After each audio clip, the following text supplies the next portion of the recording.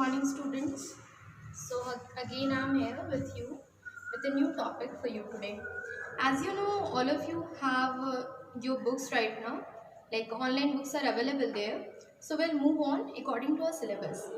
Okay, so before moving to our new topic, first I'll clear the doubts which I got in last class. Okay, after completing last class, one student asked me two questions. So first we'll deal with that two questions, then we'll move on to next topic. So what was that two question? Listen carefully. In last class we have discussed subject and predicate. Okay, so the two questions were that ma'am, can there be two subject in a single sentence? And second question was that can the subject exist between the sentence? Okay, what are the two questions? First question was, can there be two subject in a sentence? Okay, and second question was that can the subject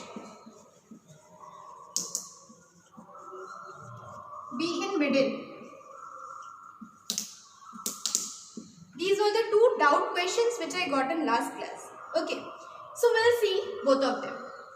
Now, I'm taking an example. Ram is playing cricket and Mohan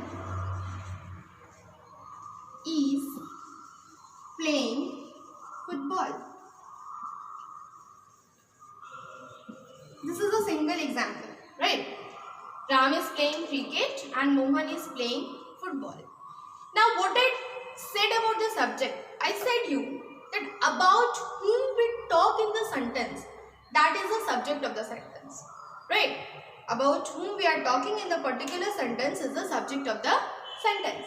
So let's see in this example about whom we are talking here.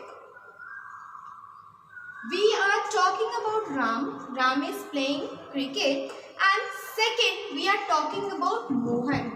Mohan is playing football. Okay, so in this single sentence we are talking about two different persons, that is Ram and Mohan. So both of them will be the subject, right? So the answer to your first question was that yes, there can be more than one subject in a sentence. It is not important that sentence will contain only one subject. No, it can contain more than one subject as we have seen here. Right, this is a single sentence. Ram is playing cricket and Mohan is playing football.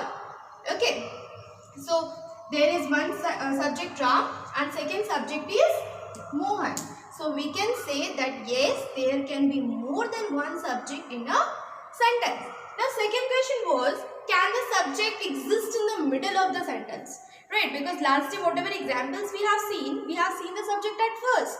Right, so usually sentence used to come at first.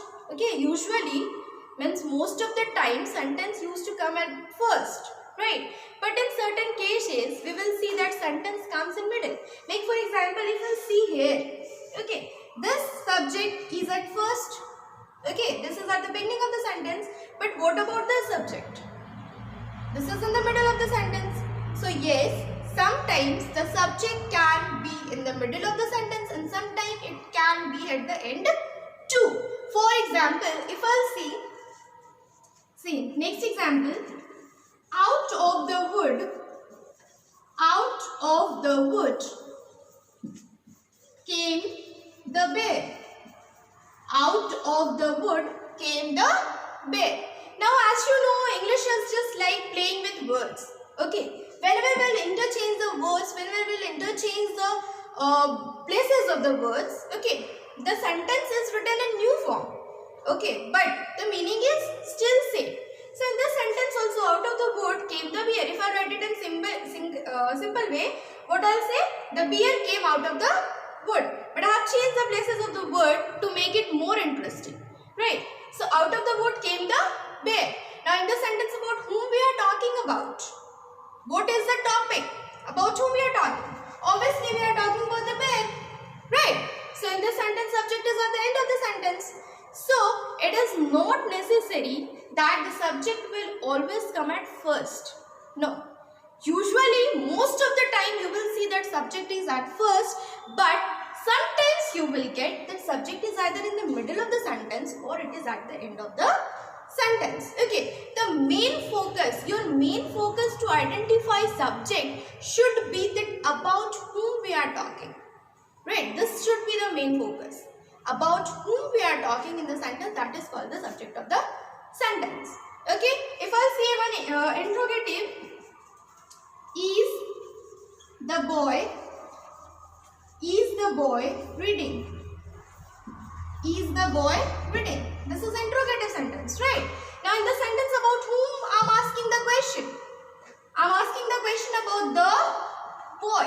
So what can we say? The boy is the subject of the sentence. We are talking about the boy, right? So the boy is the subject of the sentence, and as you can see the sentence, the boy is in the middle of the sentence, right?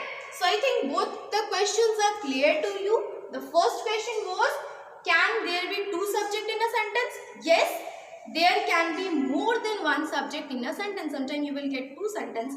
Sometimes you might get more than two subjects as well. Okay. Now the second doubt question was, can the subject be in the middle of the sentence? So yes, it can be in the middle of the sentence or it can be at the end of sentence too. But usually most of the times you will get it at the beginning of the sentence. Okay. So here we are with our doubt questions. Now today we'll move on to a new topic, that is phrase and clause. Today we are here with our new topic, phrase and clauses. Okay. Now this is also the part of sentence. Now first we will deal what is phrase and what is clause. Okay. So phrase. Let's write the definition. A phrase is a group of words that makes sense but not complete. Okay, this is the definition of phrase. A phrase is a group of words that makes sense but not complete. Now you will see that this definition resembles somehow to the definition of sentence. In sentence, I have also said that a phrase is a group of words that makes complete sense. But here I am saying which does not make complete sense. So what is the difference? The main difference between phrase and sentence, that sentence makes complete meaning, it gives complete meaning, and phrase will not give complete meaning. Okay, it will not give complete meaning doesn't mean that it is meaningless. Right? It is meaningful, but the meaning is not complete. If I write on the floor, is it meaningful on the floor? Yes, it is meaningful, but it is not giving the complete meaning. What on the floor? Huh? It is not clear what on the floor. Right, but if I complete the sentence, the toy is on the floor. Now the sentence is complete, the toy is on the floor. Okay, now it is giving complete meaning. But what if I say only on the floor? It is giving meaning on the floor, but the meaning is not complete. Okay, so this is the meaning of phrase. Phrase is a group of words. There are three words, right? So it is a group of words, and second, it is giving sense. It is not meaningless, it is giving sense, but the thing is that it is not giving complete meaning. Okay, so in short you can say that a phrase is a group of words that gives meaning but not complete. Okay, now what is the second important thing about phrase? Now second important thing about phrase is that a phrase will never contain any verb. What is the meaning of verb? Any action word. Okay, so a phrase will never contain any word. See this example, on the floor. Is there any verb? Is there any action word? No. Okay, there is no action word, there is no helping verb, nothing. So you can say that a phrase will not contain any verb. Okay, now if I say next example, in the morning. In the It is also giving meaning. It is also meaningful. But the thing is that it is not giving complete meaning. So whatever group of words will not give us complete meaning, we can call it as phrase. Okay. Now we'll move on to our next topic, that is clause. What is clause? So clause is also a group of words. It is also a part of sentence. Now what is the difference between phrase and clause? We will see.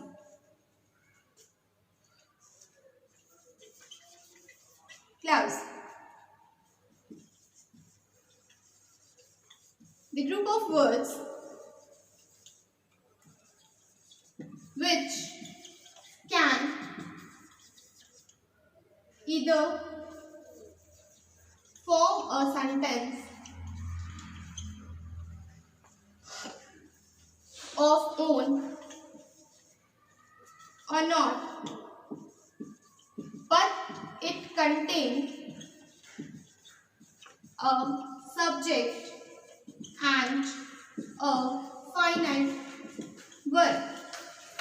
Now, clause is also part of sentence, okay?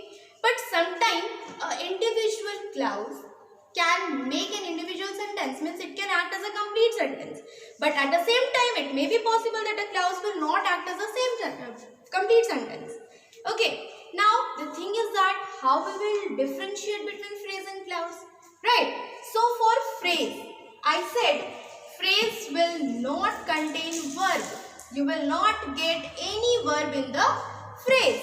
But what about clause? A clause will always contain a subject and a verb. So here we'll see some examples.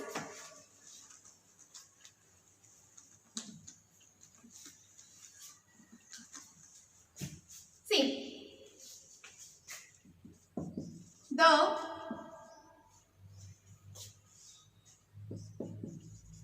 this is the boy.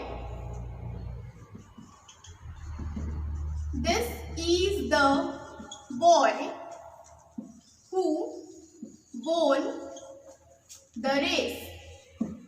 This is the boy who won the race. This is a complete sentence. Okay, now what if I talk only about who won the race? Just forget this. This is the boy. Forget this. Okay, I'm talking about who won the race. Right. Now, in this particular part of sentence, you will see that who is acting as a subject. Obviously, the answer of who will be any noun, right? Any naming word, either Ram, Mohan, so on, whatever. Okay, so it is the naming part of the sentence. We are talking about who, so we can call it a subject of the sentence, right? Now, see, won is the verb, right? So in this particular part of sentence, there is a subject and there is a verb. So we can call it a clause. Now, how many types of clause are there? Now, on the basis of this, clause are of two types. What are those? First clause is subordinate clause and second one is independent clause. Right. Now, what is subordinate clause and what is independent clause? If I talk about this, who won the race?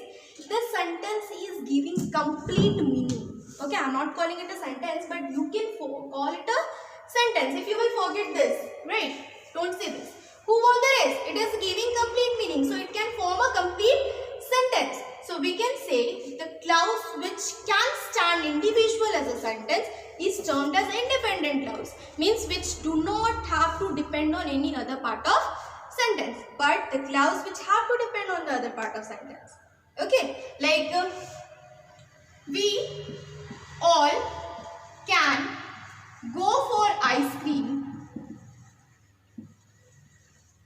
if I get my wallet. We all can go for ice cream. Now, what if I will say we all can go? We all can go. It is giving meaning. Okay, we all can go. There is a subject we and there is a verb go. Right. So, subject is also there, verb is also there. So, we can call it a clause. But it cannot stand as complete sentence. So, here we will call it a subordinate clause. So, let's recall it once again. Phrase is a group of words that give sense but not complete, and a phrase will never contain verb. A clause is group of words which can either stand as a complete sentence or which which depends on some other words to make the complete sentence. But the main important thing is that it will always contain a subject and a verb. So based on this topic, I am going to give you some questions.